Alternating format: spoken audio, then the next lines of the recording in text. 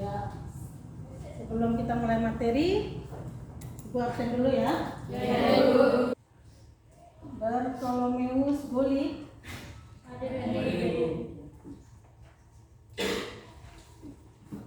Gregorius Wate. Helena. Katarina.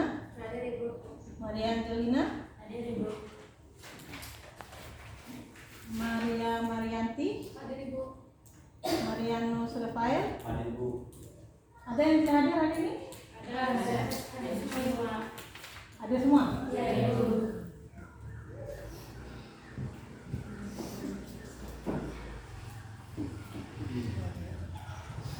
Baik. Materi kita hari ini tentang jurnal umum ya. Masih ingat yang lalu tentang apa?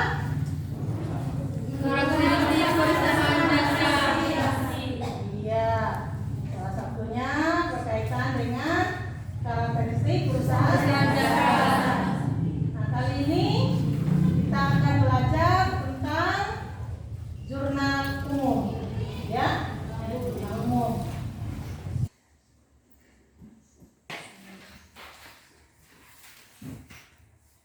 Kira-kira materi yang kemarin itu kan tentang karakteristik perusahaan jasa kan? Nah, apa saja itu karakteristiknya? Kurangnya aset yang lain. Karakteristiknya tidak berwujud ya. Terus yang kedua berubah-ubah ya. Yang ketiga ya, tidak dapat disimpan. Itu perusahaan jasa ya. Lalu sekarang untuk jurnalnya itu kita harus lihat dengan transaksinya. Kalau kita membuat jurnal, berarti kita harus membuat transaksi. Nah, pada tahap pencatatan akuntansi ini, yang pertama di sini itu ada beberapa siklus akuntansi perusahaan jasa ya. Yang pertama itu kita buat jurnal, yang kedua kita buat buku besar, yang ketiga kita buat neraca saldo, terus yang ketiga setelah neraca saldo jurnal penyesuaian, setelah jurnal penyesuaian kita akan buat lembar kerja. Nah, setelah itu kita akan buat lagi laporan keuangannya. Nah, laporan keuangan ini itu terdiri dari laporan keuangan perubahan modal, laporan keuangan laba rugi, dan laporan arus kas ya.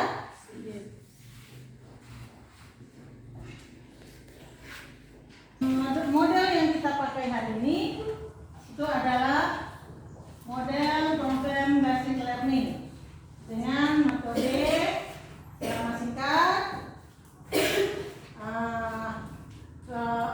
kelompok ya, diskusi kelompok, tanya jawab, dan penugasan.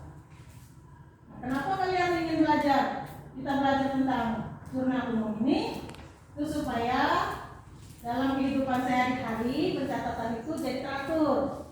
Uangnya keluar berapa, uangnya masuk berapa, itu akan dicatat secara sistematis untuk bisa mengetahui pengeluarannya kalian ya.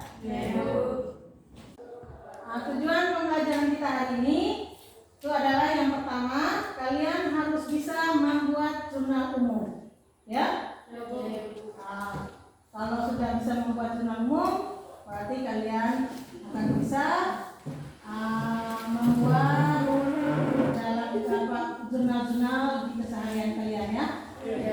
Ya. Halaman 16 ya. 5 menit ya.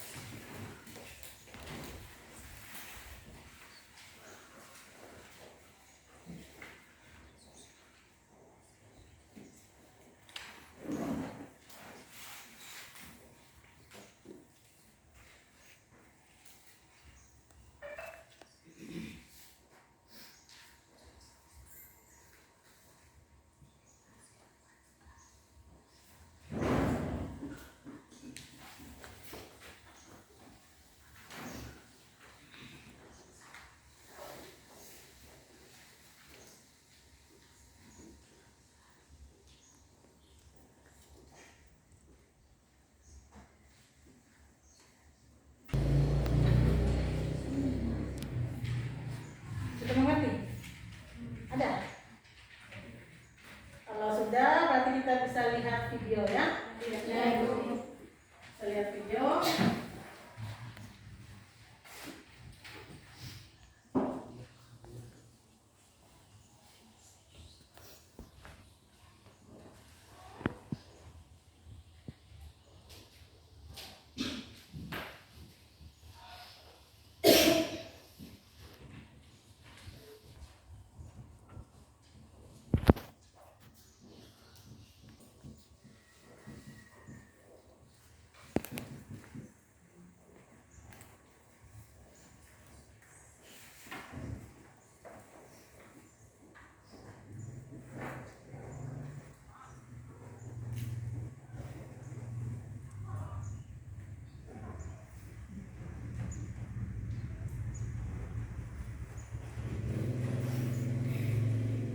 Pernah nggak sih lo membuat rencana jangka pendek atau jangka panjang gitu untuk masa depan lo?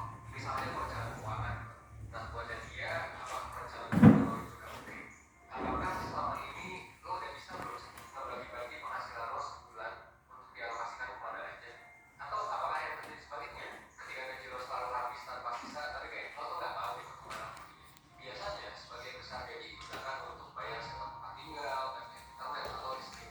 Tapi ya kadang ada biaya tambahan, misalnya jajan-jajan yang mungkin menggerogoti uang kita tanpa kita sadari. Salah satu alasannya adalah karena financial planning kita yang kurang jelas sebenarnya, sehingga kita nggak sadar kemana aja sih gaji kita itu pergi.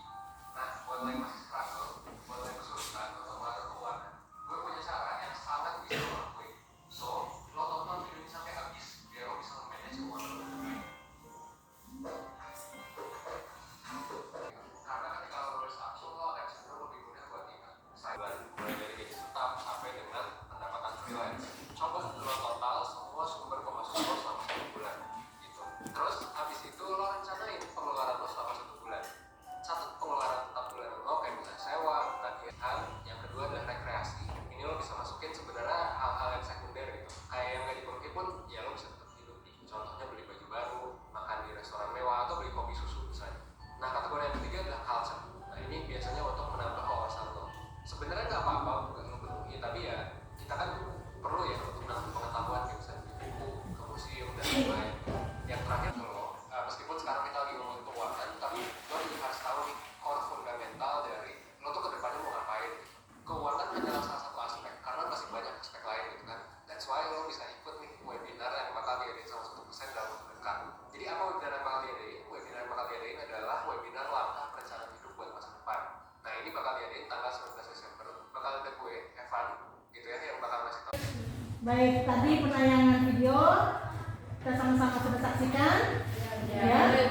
Nah, sekarang kita akan membagikan kelompok. Sampai situ dulu. Sekarang Ibu akan bagikan ke KPD ya. Ya, Ibu.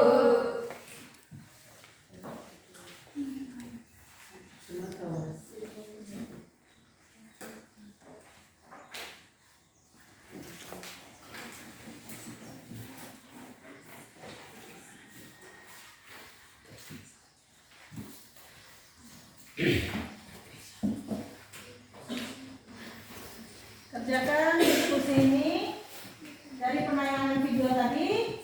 Tentukan 2 pertanyaan ya. Lalu kerjakan soal yang ada di KPD. Waktu 15 menit. Tiap kelompok aktivitasnya. Silakan kerja. Lalu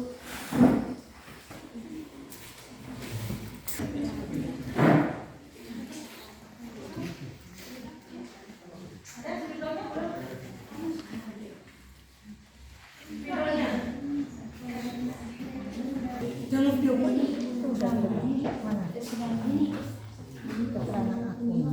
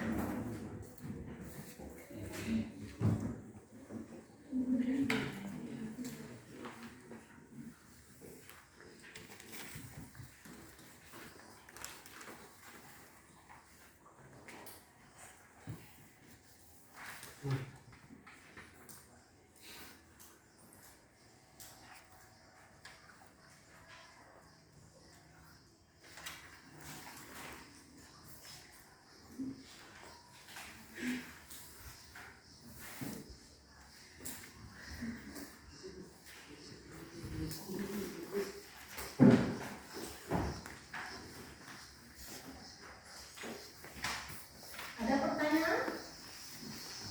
Belum ada ya.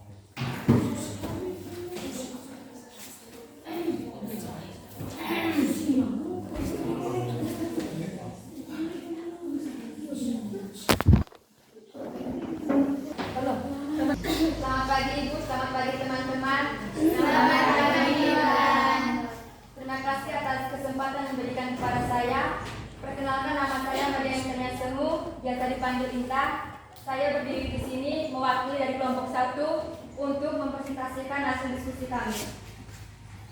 Nomor 1, buatlah 2 pertanyaan dari tayangan video tersebut. Jawab. 1. Bagaimana cara untuk mengatur keuangan dengan benar? Jawab. 1. Buat anggaran bulanan. 2. Sisihkan sebagian penghasilan untuk ditabung. 3. Bijak menggunakan kartu kredit. 4. Buat laporan keuangan harian. 5. Sisihkan penghasilan untuk investasi. 6. Buat 2 rekening bank. Yang kedua, mengapa sebelum itu laporan keuangan harus dibuat jurnal penyesuaian terlebih dahulu? Ya, kelompoknya yang jawab. Kelompoknya yang jawab.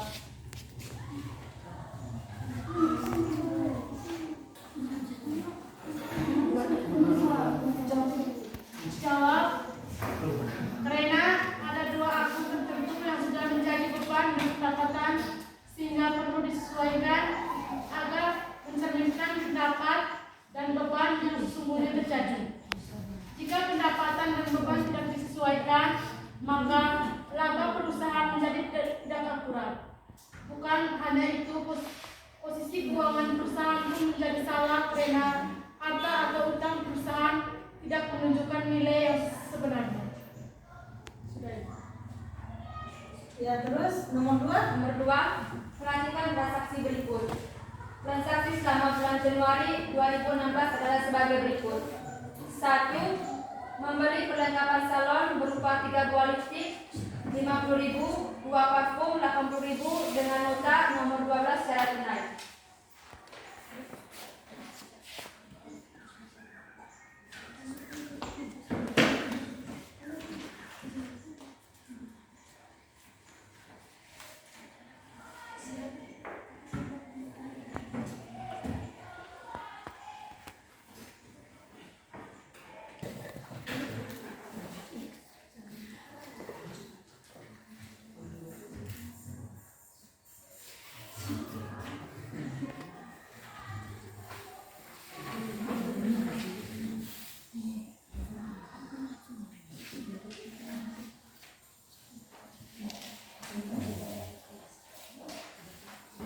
Yang kedua, membayar beban iklan sebesar 250.000 dengan kwitansi nomor 105.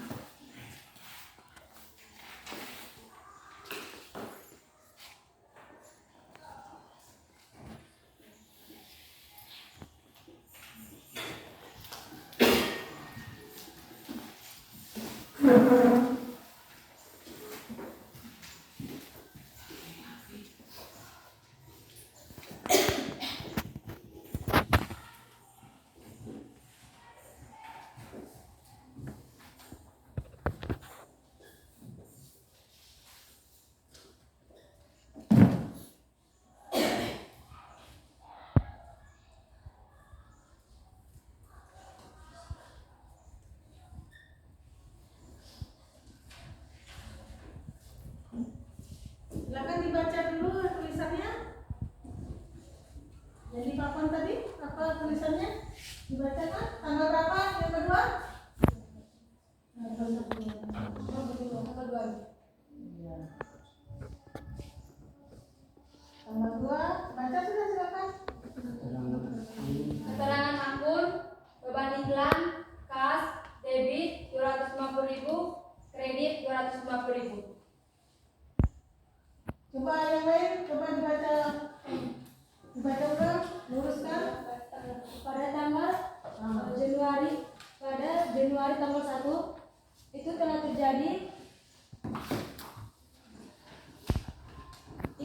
terjadi pembelian perlengkapan salon sebesar debitnya itu 310 serta kreditnya 310 juga. Yang kedua, Januari tanggal 2 itu telah membayar beban iklan sebesar 250 debitnya dan kreditnya juga 250. Kreditnya apa itu? Kreditnya itu perlengkapan ini.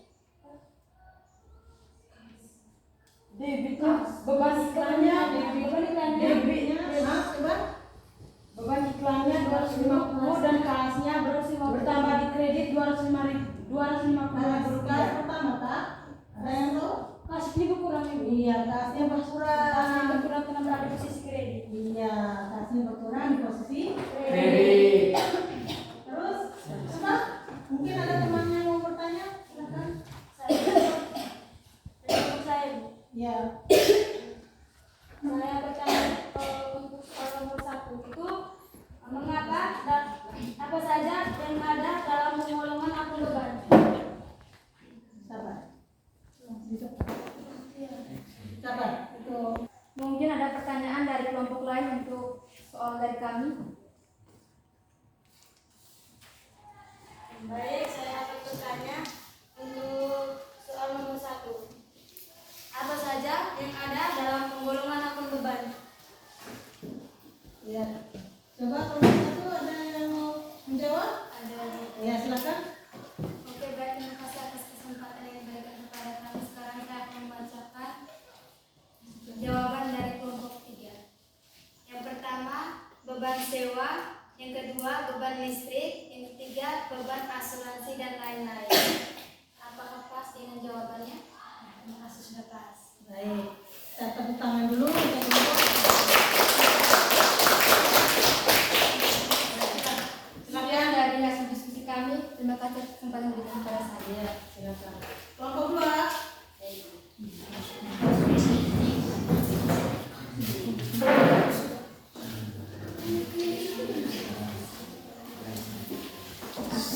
Selamat pagi Ibu, selamat pagi teman-teman. Selamat pagi, Baik, terima kasih atas waktu dan kesempatan yang telah diberikan kepada kelompok kami. Perkenalkan, nama saya Susanawati, biasa dipanggil Susan. Saya mewakili dari kelompok 2 ingin mempresentasikan hasil kerja diskusi kelompok kami.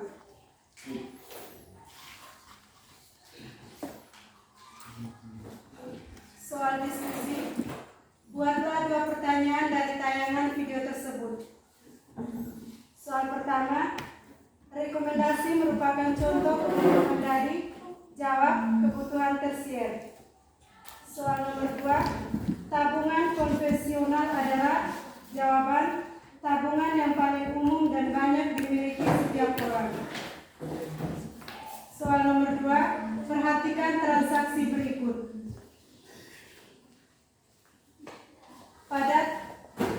Pada tanggal 5 Januari 2016, membeli mebel kayu dari Toko Jati faktur nomor 20 sebesar 4 juta dibayar tunai 1.500.000 rupiah, kwitansi nomor 11.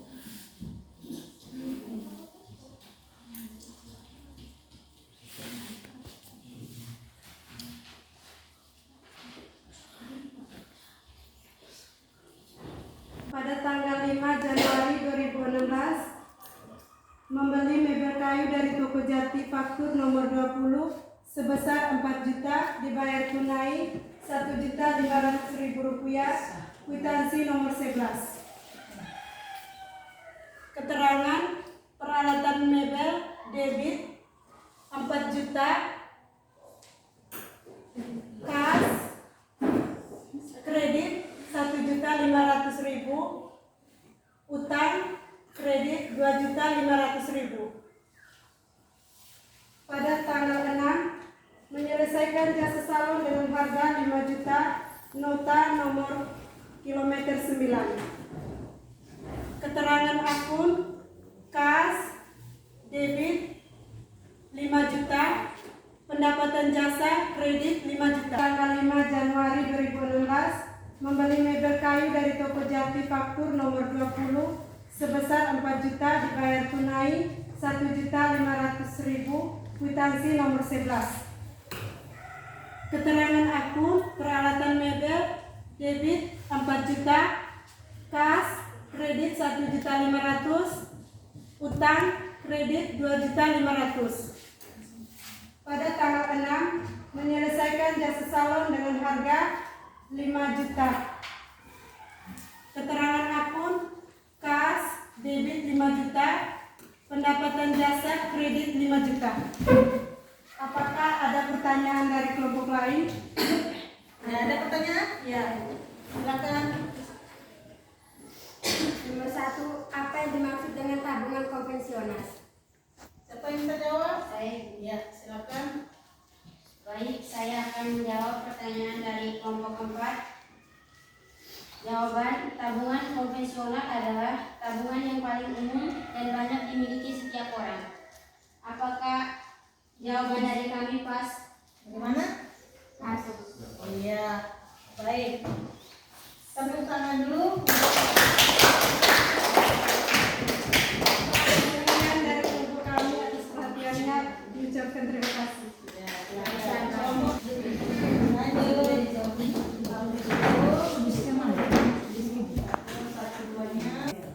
Baik, selamat pagi Ibu, selamat pagi teman-teman. Selamat pagi. Perkenalkan, nama saya Nisa Putreno, biasa disapa Elis. Saya berdiri di sini untuk mempresentasikan hasil diskusi kami. Soal pertama, buatlah 2 pertanyaan.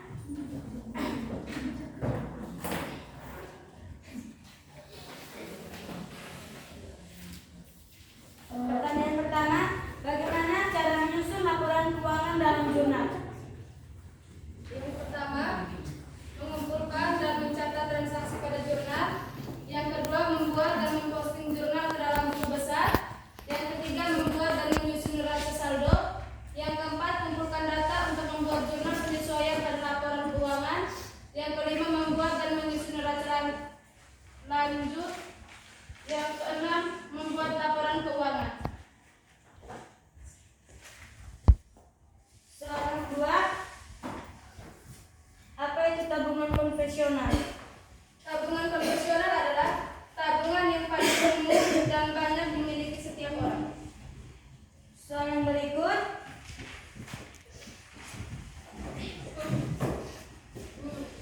menyelesaikan jasa salon dengan harga sebesar Rp800.000.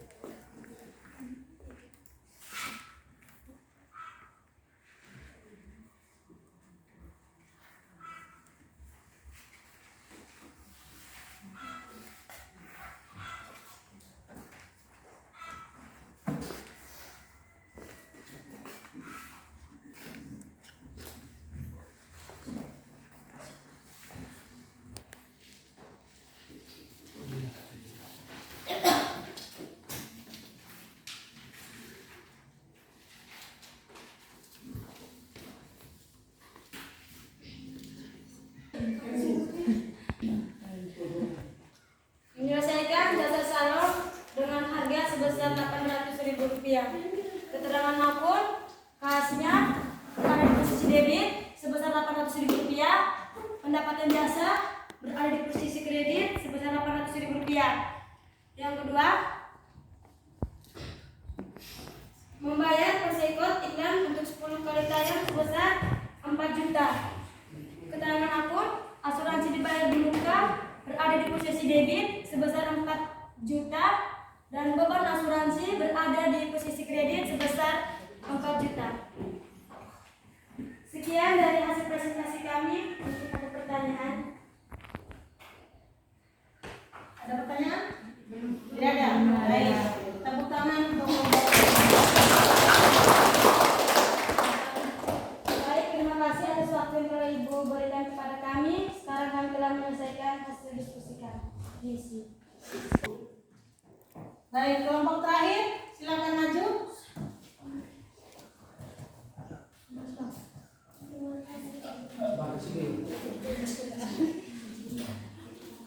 Selamat pagi Bu, selamat pagi teman-teman. Selamat pagi.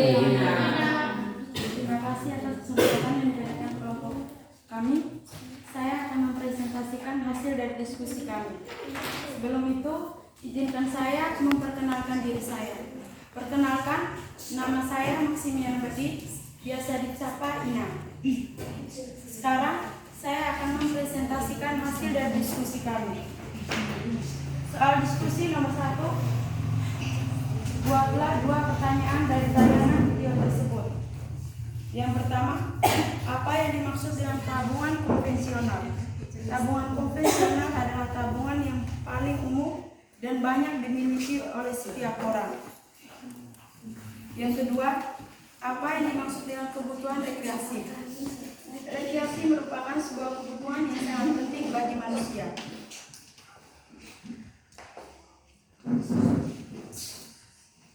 Nomor 2, perhatikan transaksi berikut. Pada bulan Januari 2006, pada tanggal 25 Januari 2016 terjadi transaksi. Tina mengambil uang kas untuk kepentingan pribadi sebesar Rp500.000. Tina menandatangani kwitansi tanpa nomor.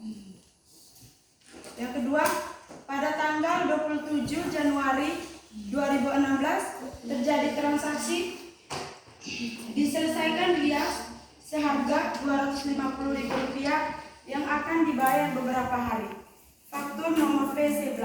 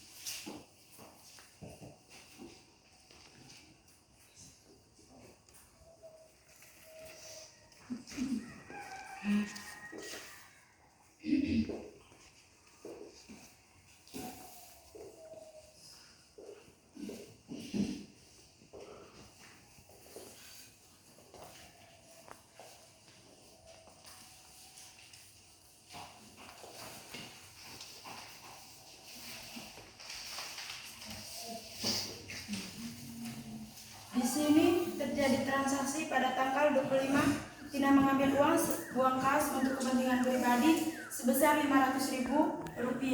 Tina menandatangani kwitansi tanpa nomor. Keterangan akun kas pada kolom debit sebesar Rp500.000 dan kas pada kolom kredit sebesar Rp500.000. Pada tanggal 27 diselesaikan lias seharga Rp250.000 yang akan dibayar beberapa hari. Faktur nomor P11. Keterangan umum kas pada kolom debit Rp250.000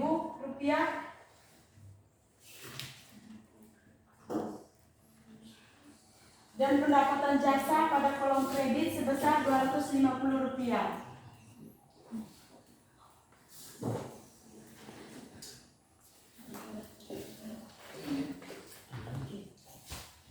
Sekian dari hasil diskusi kami. Apakah ada pertanyaan dari kelompok lain? Ada beberapa jenis tabungan riba. Baik, saya akan menjawab pertanyaan dari kelompok 2. 1. Tabungan anak. 2. Tabungan mata uang asing. 3. Tabungan konvensional. 4. Tabungan berjangka. 5. Tabungan giro. 6. Tabungan investasi. Sekian dari jawaban kelompok kami. Ya, bagaimana? Pas. Ya, tepuk tangan dulu. Silakan. Presentasi kita, kira-kira siapa yang bisa mengambil kesimpulan? Membuat kesimpulan siapa? Saya. Ya, silakan. Pada transaksi yang ini, menurut saya, pemasukan dari saya, jika keterangan akun yang pertama agak ke kiri penulisannya dan keterangan akun yang kedua agak ke kanan, dan terjadi juga pada debit dan kredit. Debit penulisan angka pada debit agak ke atas dibanding dengan kredit agak ke bawah. Ya, baik ya. Nah, jadi kesimpulannya tadi sudah. Terus ya, intinya dalam membuat jurnal ini kalian harus tahu aturan-aturannya ya. Aturannya debit itu kenapa, aturan kredit itu kenapa ya. Nah, di situ terlihat kalau misalnya aturan kreditnya posisi debit kalau seandainya kasnya bertambah ya. Nah, kalau posisi kredit, kasnya berkurang. Sampai di sini bisa? Bisa.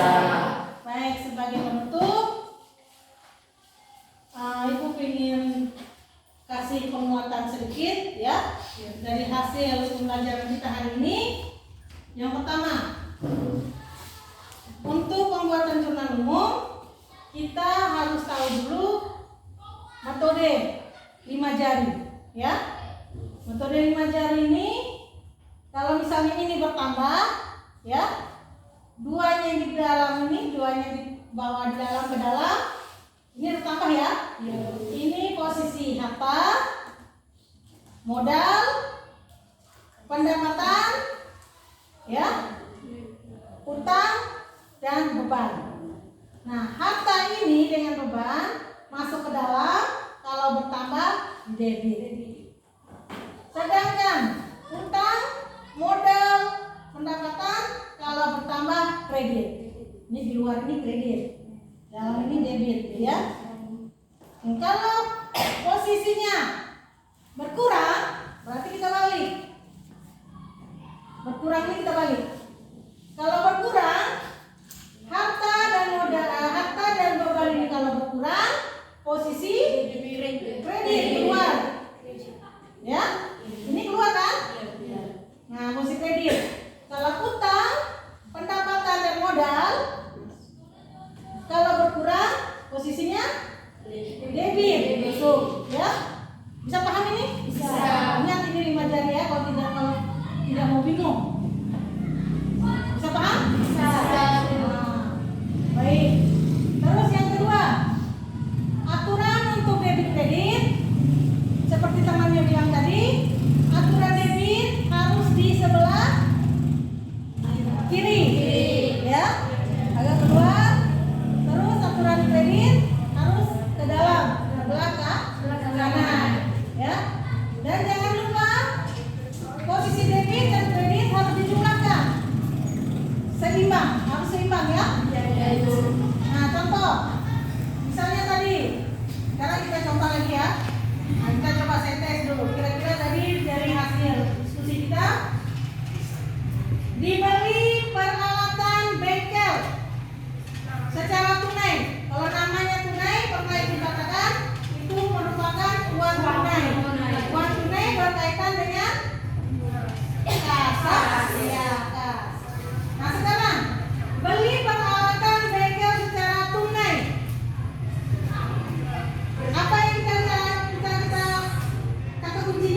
Dibeli.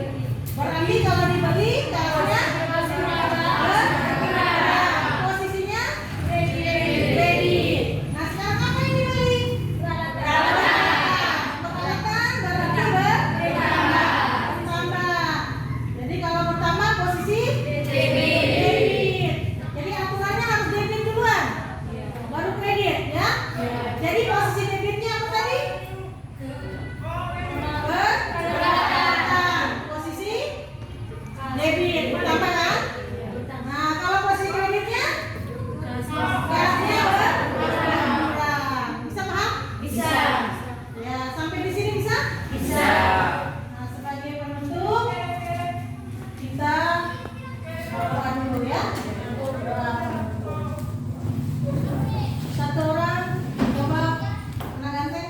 Ibu serta teman-teman sekalian, mari kita menghabiskan berdoa dengan meminta saya berdoa menurut ajaran agama Islam. Berdoa mulai.